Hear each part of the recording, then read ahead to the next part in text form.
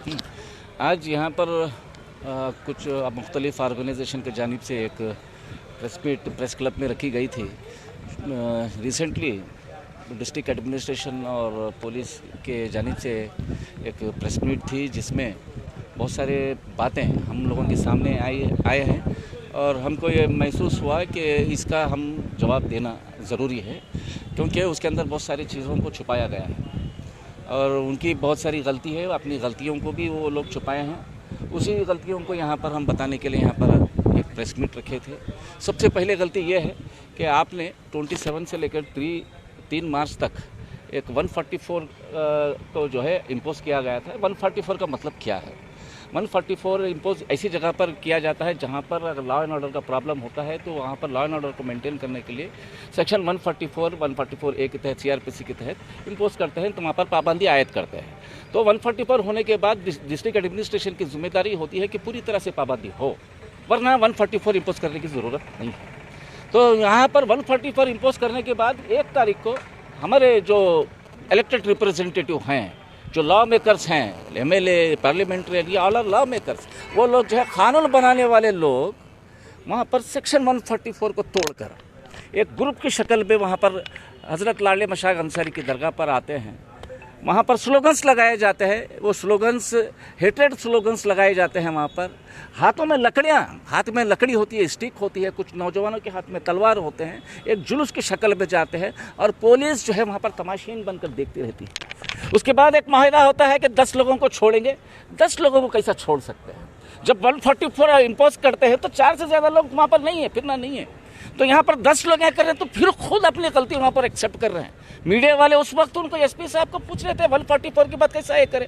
किसी भी सूरत में किसी भी सिचुएशन पे 4 से ज़्यादा लोगों के साथ in the presence of deputy commissioner, district magistrate और सुप्रिंटेंडेंट ऑफ पुलिस की मौजूदगी में 144 इम्पोज करते हैं और 10 लोगों को वहाँ पर इजाज़त देते हैं। और वो सिर्फ इजाज़त देने की वजह से इतना जो यहाँ पर माहौल ख़राब हुआ, ये उनकी गलत डिसीजन की वजह से यहाँ पर मासूम नौजवान जो बेगुनाह हैं, जो खवातीन हैं, मासूम छोटे बच्चे हैं, नाबालिग बच्चे हैं, वो लोगों को वहाँ पर जेल के अंदर डाला गया है और कहते हैं कि वो लोग क्रिमिनल हैं, वो लोग तमाम लोग क्रिमिनल हैं। क्रिमिनल है, क्या क्राइम किए, क्या जुर्म किया बताइए? वहाँ पर आप 10 लोग भेजते हैं दरगाह के अंदर जो वक्फ प्रॉपर्टी है वहाँ पर उनको पूजा करने की इजाज़त देते हैं। तो यहाँ पर एक अगर इबादत गाह है, दूसरा लोग अगर अंदर घुसकर अगर इबादत करता है तो रिलीजियस के सेंटिमेंट्स का हर्ट होता है, जिसके लिए इंडियन गवर्नमेंट ने place of worship special act 1991 act बनाया है। सेक्शन 3 के तहत ऐसे जितने भी इबादत गाहें हैं उसकी तहफ़्फ़ुज़ के लिए यह कानून बनाया गया है। लेकिन ये कानून बनाने का मतलब क्या है जहाँ पर इम्प्लीमेंटेशन नहीं हो रहा है? वहाँ पर लोग अंदर जा रहे हैं, खुलेआम जा रहे हैं, जिसकी वजह से बाहर लोग माप जमा हो गए। आपकी जिम्मेदारी है माप को कंट्रोल करने की। पुलिस की जिम्मेदारी होती है कि लॉ एंड ऑर्डर को कंट्रोल। 1000 होंगे, 2000 होंगे, 10,000 लोग जमा होंगे, it is a duty of police department to control the situation. आप केस करने से कंट्रोल नहीं होता है सिचुएशन, आप लाठी चार्ज करने से कंट्रोल सिचुएशन नहीं होता, क्योंकि आपकी सबसे बड़ी गलती वो 10 लोगों को वहाँ पर जो आने दिया है ना, वो सबसे बड़ी गलती है। अगर किसी एक पुलिस वाले के पर अगर पत्थर अगर गिरता है, अगर उनको मामूली से चोट अगर लगती है तो 307 केस डालते हैं। सेक्शन 307 के अंदर करके 160 लोगों को अरेस्ट करके गिरफ्तार करके उनको तमाम लोगों को जेल के अंदर डालते हैं और कहते हैं कि ये पूरे क्रिमिनल्स हैं। कैसा क्रिमिनल्स हैं? औरतें हैं वहाँ पर, 9 औरतों को वहाँ पर गिरफ्तार किया गया, 20 नाबालिग बच्चों को वहाँ पर गिरफ्तार किया गया।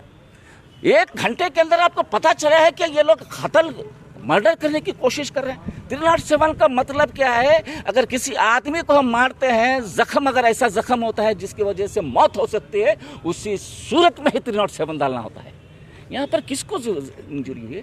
कंप्लेंट में खुद वो कंप्लेंट के जो क्राइम नंबर 29 के अंदर जो है, कंप्लेंट के अंदर इंटरनल इंजरी लगी है। इंटरनल इंजरी के ऊपर 307 केस। तो इनके ऊपर अगर 307 केस हो रहा है तो सबसे पहले वो 10 लोगों के ऊपर भी केस होना चाहिए, क्योंकि वो उनकी वजह से ये हादसा यहाँ पर सामने आया। अगर वो आते नहीं, अगर वो 144 को अवॉइड करते, वो कानून को मानते, डीसी के ऑर्डर को अगर मानते, अगर वो एंट्री नहीं करते, जुलूस नहीं निकालते, दरगाह के अंदर जाने की कोशिश नहीं करते, तो ये माहौल होता नहीं। सबसे बड़े फसाद की जड़ वो कुछ एमएलए, वहाँ का बिदर का एमपी और कुछ लोग जो फिरका परस्त सोच रखने वाले, जो जात पात के नाम पर बांटने वाले लोग जो है वहाँ ये कर रहे हैं। आज वहाँ आलंद के लोग सिर्फ मुसलमान परेशान नहीं है, आलंद में पूरे मजहब के लोग वहाँ पर तकरीबन 1 हफ्ते से उनका कोई कारोबार नहीं है, वहाँ पर लेबर वहाँ पर काम नहीं मिल रहा है उनको, लोग घर में चूल्हा नहीं चल रहा है और ये लोगों को कोई फिक्र नहीं है। वो 10 लोगों की वजह से पूरे entire Aland irrespective of caste पूरे लोग का वहाँ पर परेशान है। वहाँ पर उनके ताल्लुक से कोई सोचने वाला नहीं है। मैं कहता हूँ कि वहाँ पर तमाम लोगों को वहाँ पर तहफ़्फ़ुज़ होना चाहिए, और किसी भी मज़हब से रहना हो तो किसी भी मज़हब के अंदर मज़हबी इबादत गाँव के अंदर जाकर मैं मंदिर के अंदर नमाज़ पढ़ नहीं सकता हूँ, और मस्जिद के अंदर कोई आकर मंदिर नहीं बना सकता। यही तो कानून है। आप दरगाह है, दरगाह के अंदर मंदिर कैसा हो सकती है? अगर है तो आप शिफ्ट कर लो। वहाँ पर हम ये कहते हैं कि वहाँ पर मंदिर नाम की कोई चीज़ है ही नहीं, वहाँ पर किसी लिंक नाम की कोई चीज़ नहीं है। 1967 से इसकी कार्रवाई, कानूनी कार्रवाई करने वाले लोग अब तक उसके अंदर कामयाब नहीं हुए। जितने भी केसेस दाखिल करे हैं वो तमाम केसेस डिसमिस हो चुके हैं, तमाम के तमाम केसेस डिसमिस हो चुके हैं, लेकिन फिर भी कहते हैं कि वहाँ पर चैतन्य लिंग है बोलकर वहाँ पर कहते हैं। वहाँ पर कोई नहीं है। और मैं डिप्टी कमिश्नर साहब से भी कहता हूँ, आपने भी प्रेस मीट में कहने वहाँ पर टेम्पल नहीं है, वहाँ पर लिंग है। कैसे आप कंक्लूजन पे आ सकते हैं? कैसे आप कह सकते हैं?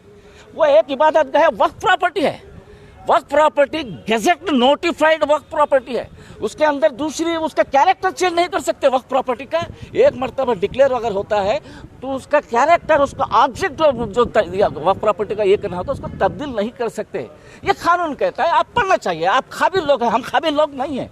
आप IAS IPS पास करने वाले, आप छोटे मोटे लोग हैं। हम आपको समझाने की कोशिश कर रहे हैं, समझे, बहुत अच्छी बात है। हम रिक्वेस्ट करते हैं जिला इंतजामिया से, आप अच्छे लोग, अच्छे ऑफिसर हैं, अच्छी सोच रखते होंगे, अच्छा जज्बा रखते होंगे, लेकिन इसका मतलब ये नहीं कि आप गलत हो रहा है आंख बंद करके नहीं बैठ सकते। बेगुनाह लोग वहां पर जेल के अंदर, उसके बारे में आपको सोचना होगा। शुक्रिया।